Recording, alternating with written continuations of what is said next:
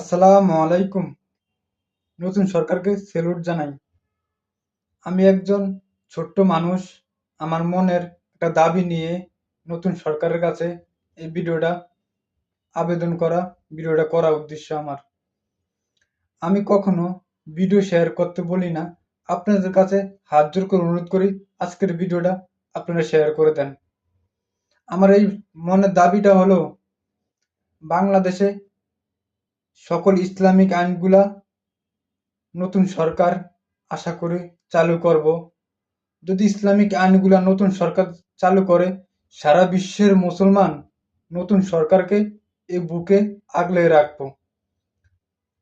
আমি সকল আইন জানি না, আমার মনের একটা আইন, সেটা আমি বলতে আছি, দাবি নিয়ে আইছি সরকারের কাছে। আশা করি ভিডিওটা সরকারের মাধ্যমে পৌঁছে যাবে। বড় বড় ইসলামিক নেতা আগল আছে, এমপি আছে, তাদের কাছেও পৌঁছে যাবে ভিডিওটা। আমার দাবিটা হলো, বাংলাদেশে আমাদের মালিকে ডাক দিলে, মালিকের ডাকে সাড়া দিয়ে সকল মুসলমান বন্ধুরা, যুবকেরা, মুরব্বীরা আল্লাহর ঘর মসজিদে চলে যাব। আজান দিলে মালিকের ডাকে সাড়া দিয়ে নামাজ পড়ে নেব।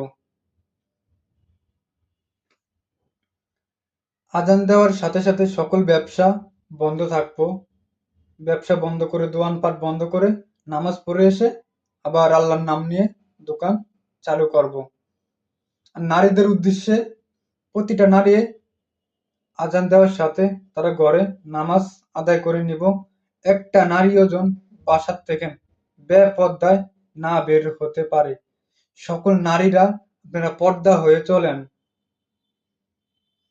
সকলে যেন ইসলামিক বোরকা, কালো বোরকা পরে সকল নারীরা বাসার থেকে বের হয়।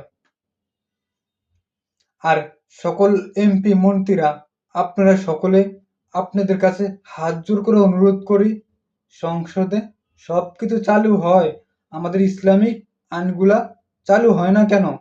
আপনারা ইসলামিক আইনগুলা চালু করতে চেষ্টা করেন, ইসলামিক আইনগুলোর কথা বেশি বলেন।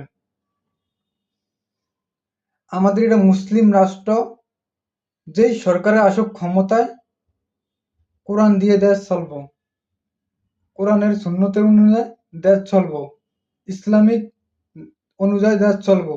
মুসলিম রাষ্ট্র। এই ভিডিওটা সকল এমপি মন্ত্রীদের সামনে পৌঁছে দেন। আপনারা সকলে ভালো থাকবেন, সুস্থ থাকবেন। আমার কথা যদি কোনো ভুল থাকে, আমাকে সকলে ক্ষমা করে দিবেন, ক্ষমার দৃষ্টিতে দেখবেন। জানি না